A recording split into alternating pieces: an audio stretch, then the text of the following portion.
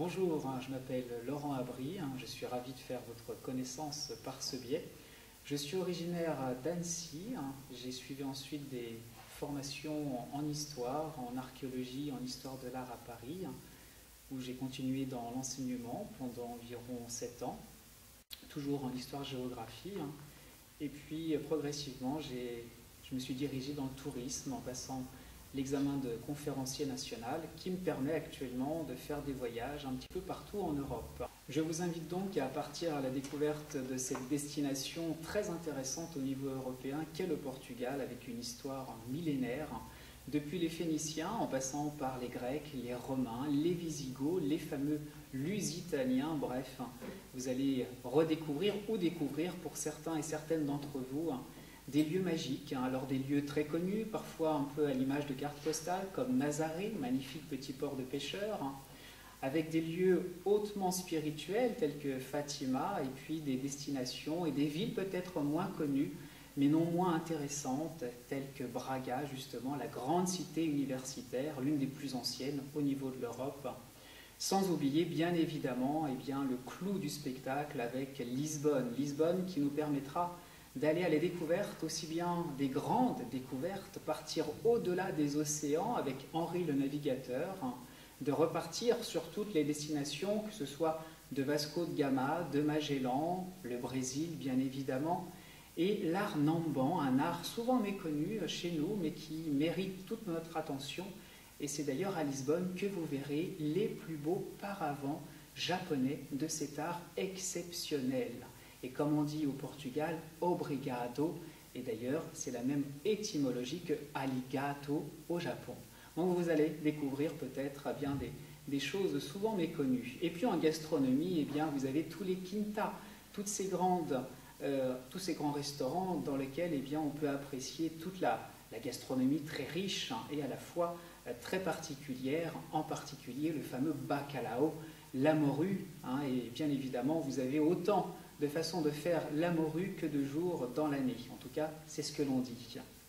Et puis, point de vue traditionnel, vous avez les fameux 3 F qui forment le socle du Portugal, avec le fado, bien évidemment. On peut penser à Amália Rodrigues, véritable icône au Portugal. Vous avez le football, indissociable de toute la culture que l'on peut avoir sur place.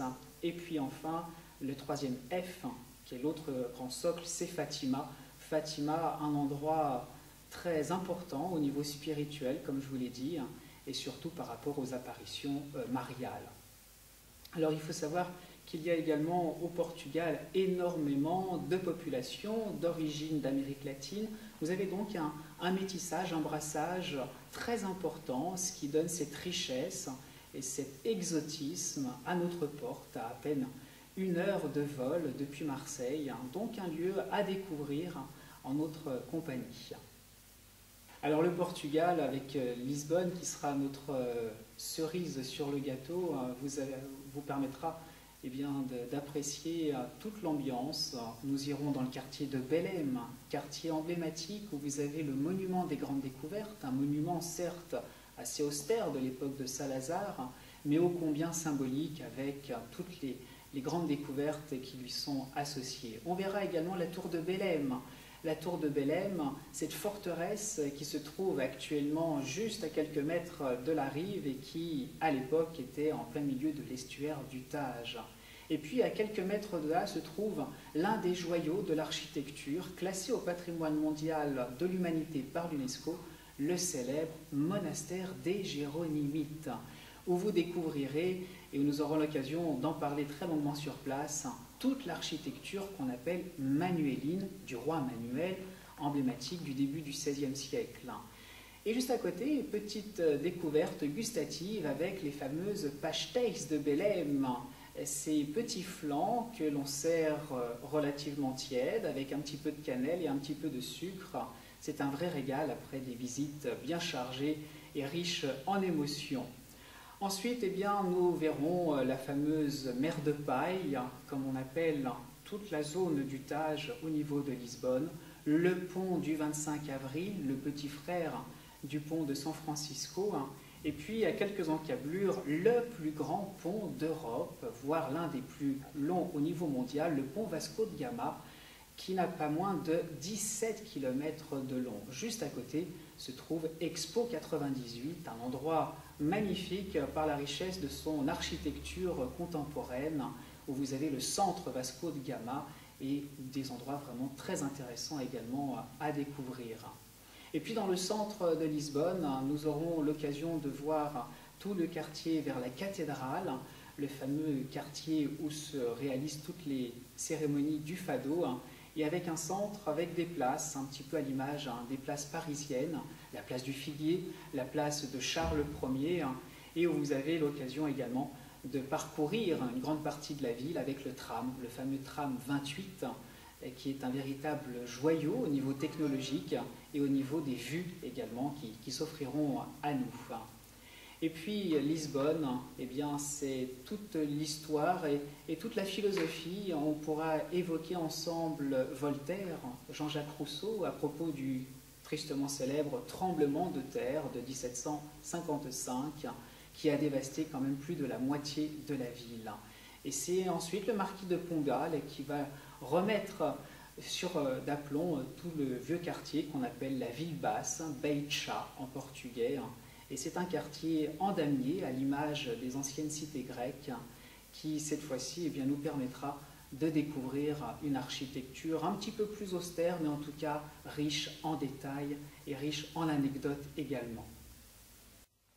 Alors, vous l'avez compris, le Portugal, c'est une destination vraiment incontournable, surtout si vous avez déjà beaucoup voyagé en Europe ou de par le monde. Le Portugal, un petit peu délaissé, mérite toute votre attention et vous permettra certainement de redécouvrir ou de découvrir pour certains d'entre vous ce riche patrimoine, qu'il soit architectural, artistique, culinaire, des mentalités, bref, vous voyez, un ensemble de choses qui vous bercera et qui vous entraînera dans une douce farandole d'émotions et de sentiments retrouvés.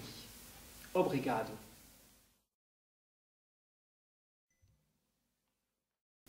Nous vous invitons également à la découverte d'une autre capitale emblématique, voire deux capitales, Madrid et Tolède. Alors ce voyage partira du 16 au 20 septembre 2013, donc pendant 5 jours et 4 nuits, à la découverte de ces deux villes exceptionnelles. Madrid tout d'abord, capitale depuis 1561 à l'instigation de Philippe II, le fils de Charles Quint, et nous aurons l'occasion et l'opportunité de parler du Madrid des Habsbourg et du Madrid des Bourbons avec le petit-fils de Louis XIV qui prendra la suite du trône. Nous aurons l'occasion de découvrir les places, la Puerta del Sol, emblématique parmi toutes les autres, la Plaza Mayor, contemporaine d'ailleurs de la place des Vosges, et nous verrons également toute la mentalité, toute la façon de vivre des Madrilènes, que ce soit leur façon ancestrale et leur façon actuelle. Vous n'êtes pas sans savoir qu'actuellement, on parle énormément de Madrid, de l'Espagne, donc on aura l'occasion également d'en parler ensemble. Nous aurons peut-être le plaisir de déguster dans le fameux petit marché San Miguel un petit verre de vin blanc avec quelques petits tapas, l'autre spécialité espagnole, et nous vivrons un petit peu au rythme des Madrilènes.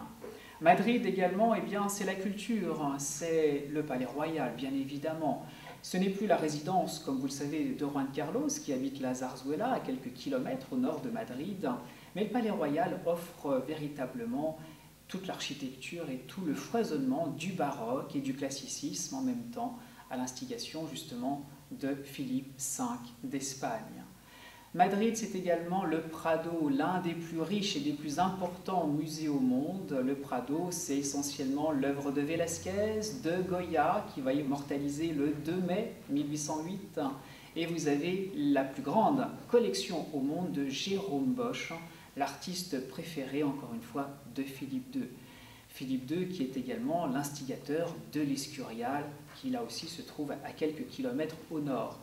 Madrid, c'est également l'art contemporain avec le centre Reina Sofia, qui porte d'ailleurs le nom de la reine actuelle et qu'on appelle communément le Sofiadou, en référence au centre Georges Pompidou.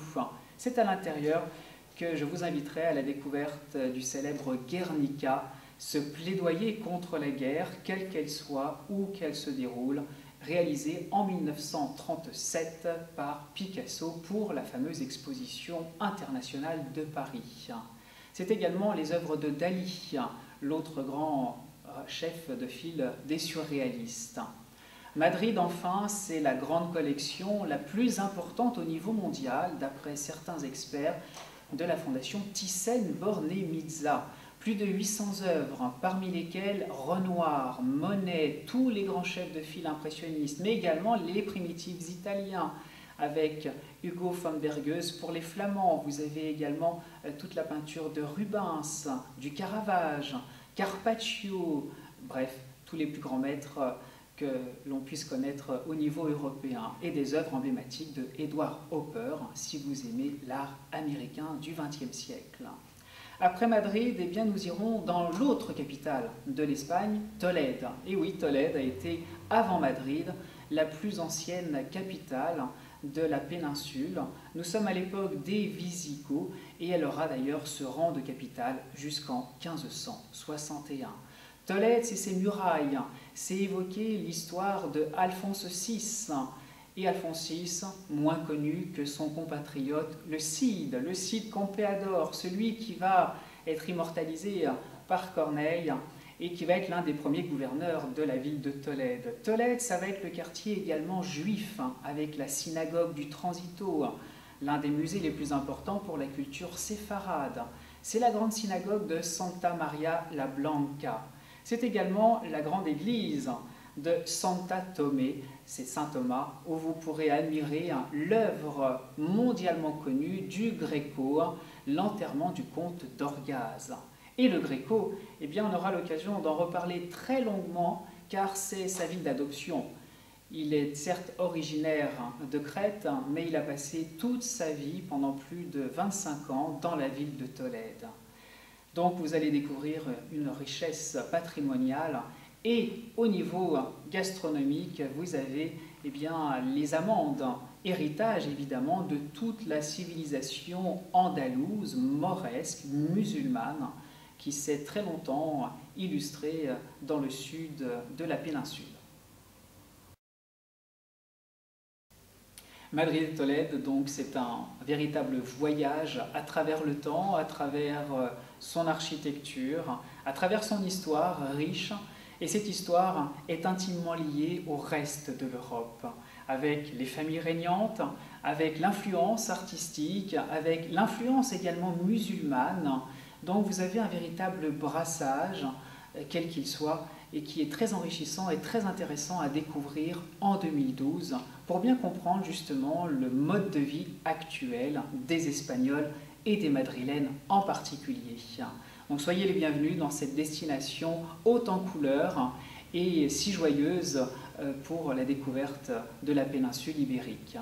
Et puis d'autres destinations que nous vous inviterons à découvrir, en particulier les pays baltes, qui nous permettront là aussi eh bien, d'aller voir, d'aller à la rencontre des populations, de ses cultures, de son histoire, de son architecture, là aussi avec des villes emblématiques comme Tallinn, Riga, Vilnius, les trois grandes capitales de ces États baltes, longtemps maintenus sous le joug soviétique, mais qui se révèlent être de véritables joyaux au niveau patrimonial. Et puis bien évidemment, on vous invite à parcourir une grande partie de l'Europe, que ce soit sur les fleuves, que ce soit également dans des pays aussi connus, mais pourtant qui restent souvent surprenants, comme la Toscane avec Florence, ou l'Écosse avec Édimbourg. Bref, vous avez l'embarras du choix quant aux destinations européennes que nous pouvons vous proposer.